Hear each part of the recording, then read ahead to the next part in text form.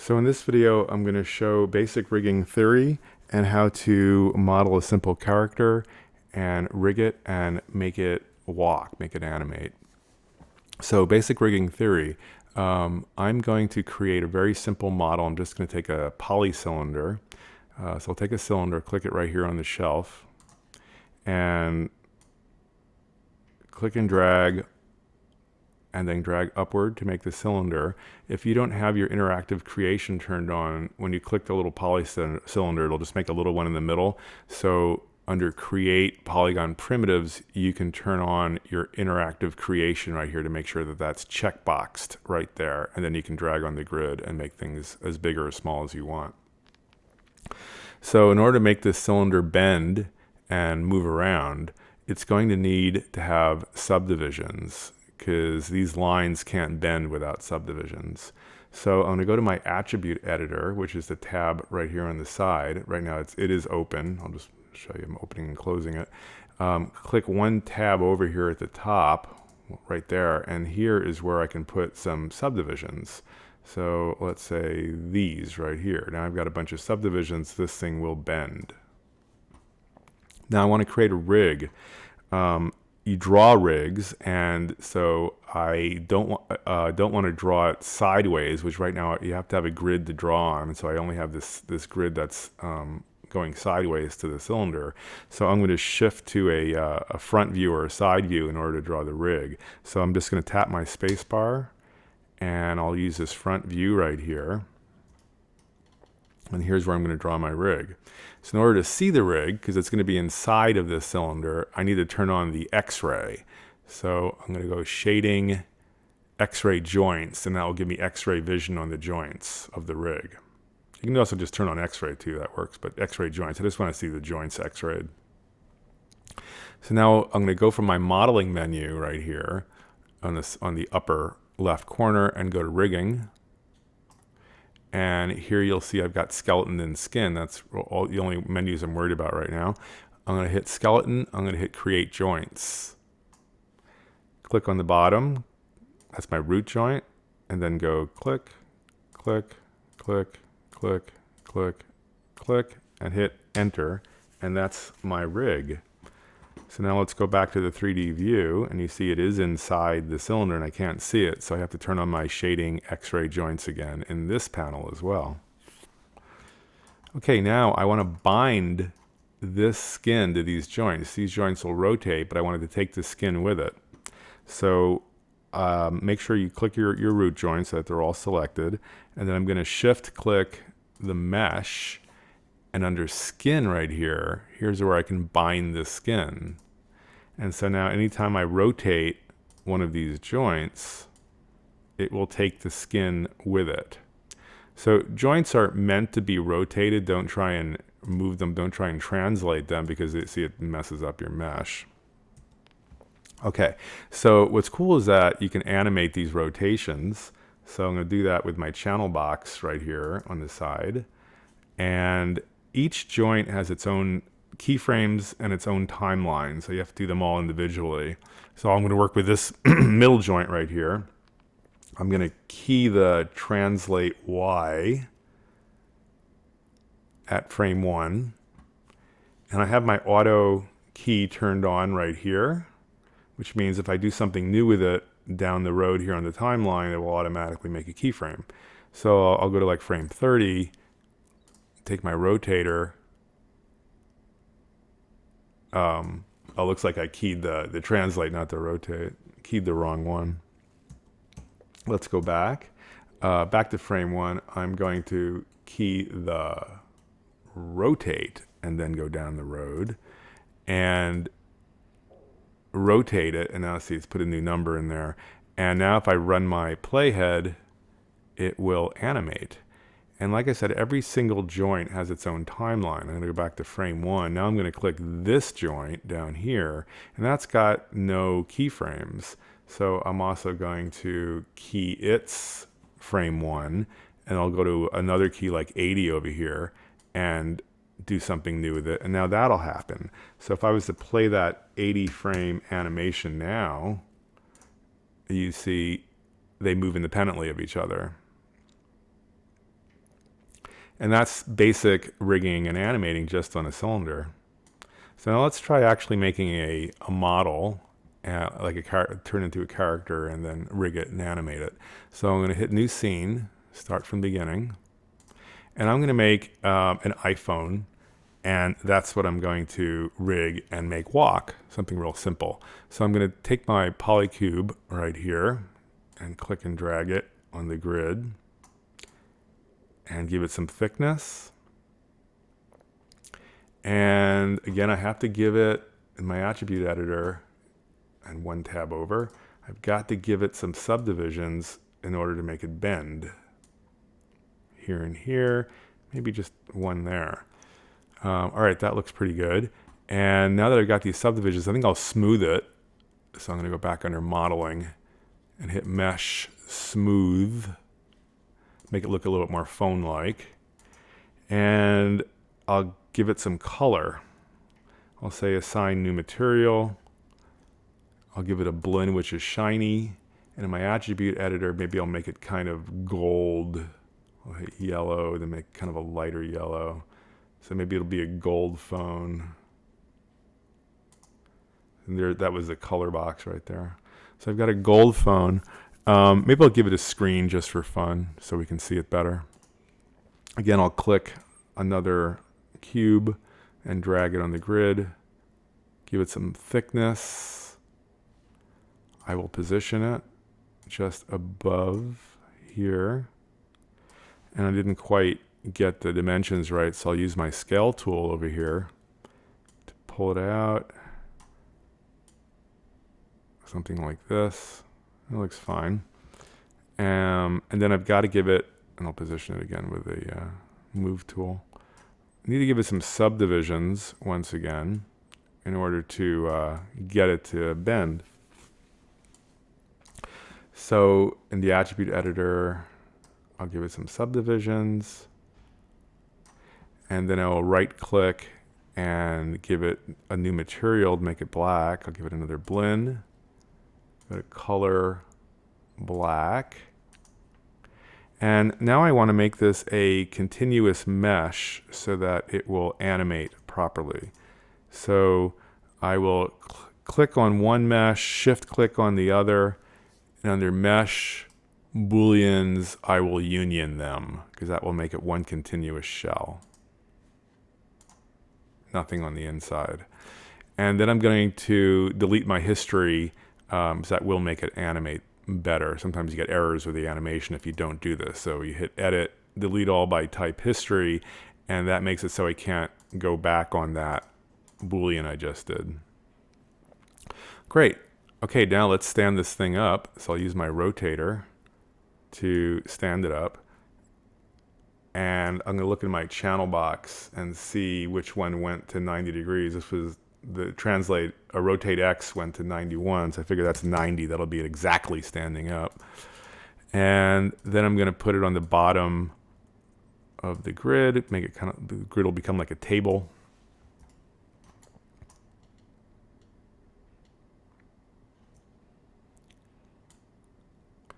And that's where it's going to walk from. So now I want to make the rig. So I'll leave it in the middle of the grid to make the rig, and then we'll move it back. So leave it in the middle. So I'm going to go to a side view again, just like we did with the cylinder. Front view, rather. Side view is going to look like that. That's not so useful. So here's our front view. Make sure my X-ray is turned on. Here's X-ray joints. And here comes the rig. So I have to go to the rigging menu, just like we did with the cylinder. Here it is on the upper corner. And here's skeleton, create joints. So my first joint is going to be in the very center of the phone. That's my root joint. Then I'm going to click out here for kind of a hip joint. And then I have to give it the very first leg joint, the top of the leg. Right there, just a little joint right there. It's very important you give it that little joint.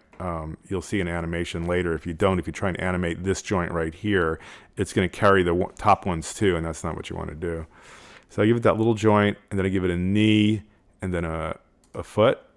And then in order to go up the rig to give it ones coming out this direction, I use my up arrow. 1, 2, 3, clicks with the up arrow, moves it up the chain back toward the root joint.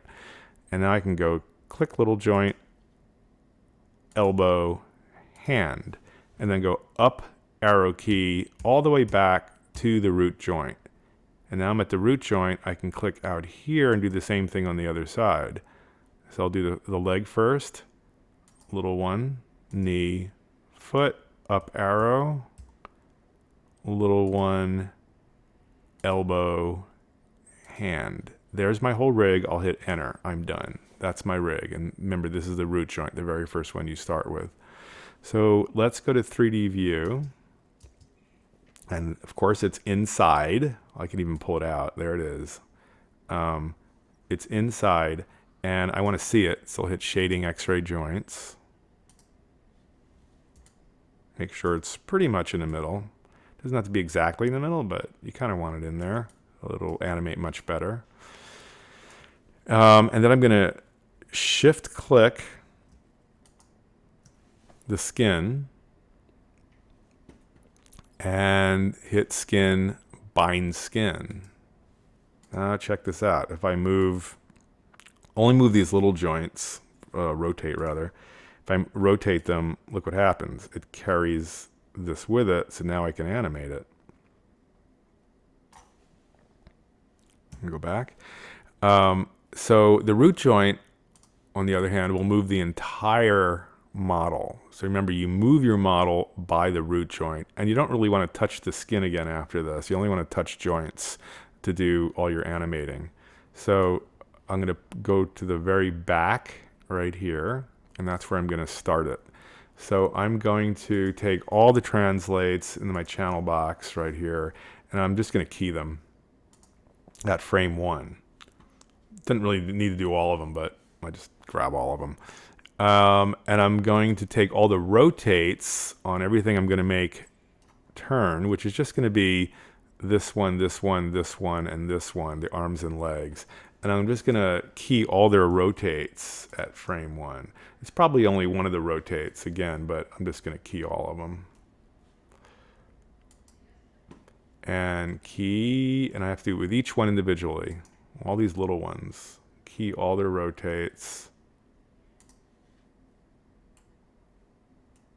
Great, now they all have a key at frame 1. Each one of these has its own timeline and key. So we walk at about half a second per step, and we're at 24 frames per second. Make sure you are in real time. I can right click on the timeline, hit playback speed, make sure you're in real time right here, because otherwise it will play too fast. So again, I just right clicked on the timeline to make sure I was there.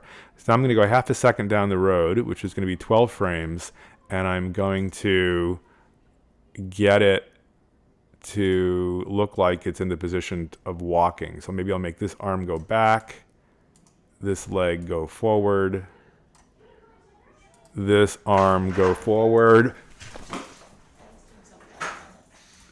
this leg go back.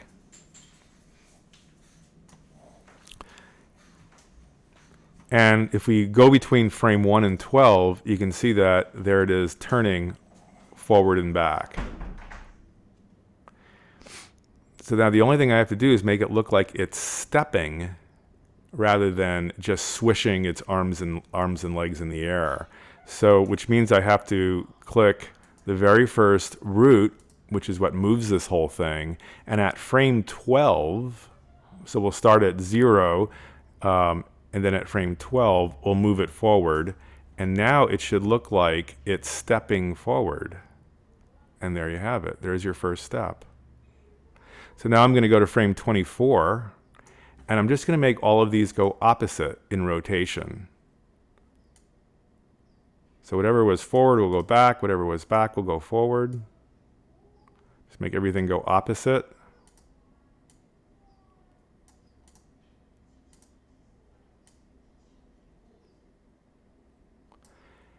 And it'll just sort of, again, sort of swish in the air, which is not what we want to do.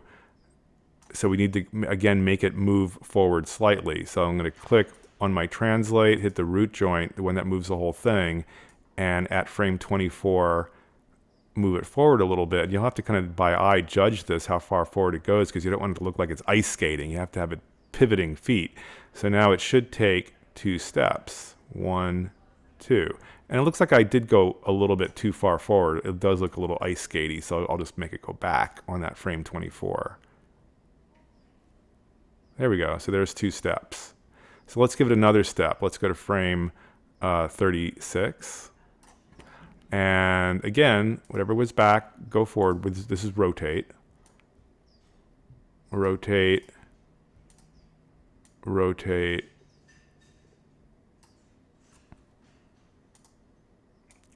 Rotate. Rotate. And notice I'm only doing the little joints, and those are the only ones that are keyed. These other ones aren't even keyed, so they won't even keep any position. And again, I have to move this thing forward a little bit, the root joint. And so now I've got more steps. Okay, I'll give it another step to 48. Go to frame 48. Again, do all my opposites with the rotate. Rotate. Rotate. Rotate. And rotate. And then click the root joint and move that forward.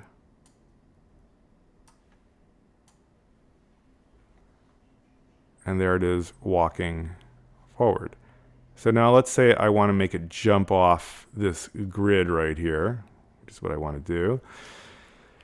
And so I'll do one more step. I'll go to frame 60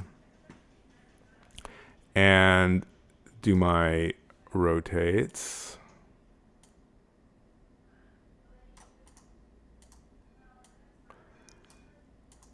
And bring it forward when I'm done with that. Click here, go forward. And so now it's going to step off the grid.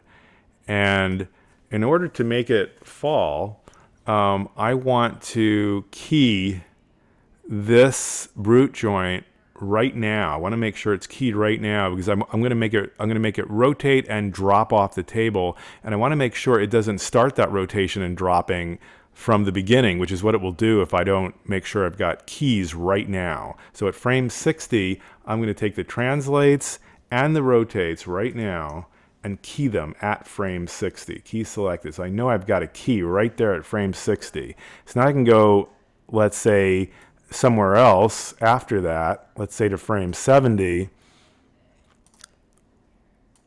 and I can do a rotation and push it forward and down a little bit. And so now between 60 and 70, it does that drop. And I had to make sure and key at frame 60, otherwise that drop might have happened like way back there, and I don't want it to slowly drop. So you have to key before you do something new. That's why I keyed everything.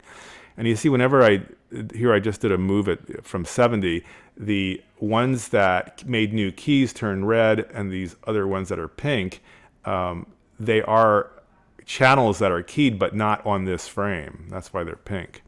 So now if I want it to drop, I'll just go, let's say, 5 more frames and just make it drop off the screen. Let's see how that looked. There we go. That's great. Okay. So let's play the animation. It's about 80 frames long, so I'll just put an 80 in there. And here's what it does and drops. So that's it. And you can turn that into a movie in rendering. But I won't show that with this one. So that's it. And you can save your scene file, save scene as, or save scene. And then that's going to be your Maya file that you can turn into a movie later. And being that we didn't have to do anything with textures and all of that, we don't necessarily have to have it inside of a folder. So it's just the scene that needs to be saved. Okay, that's it.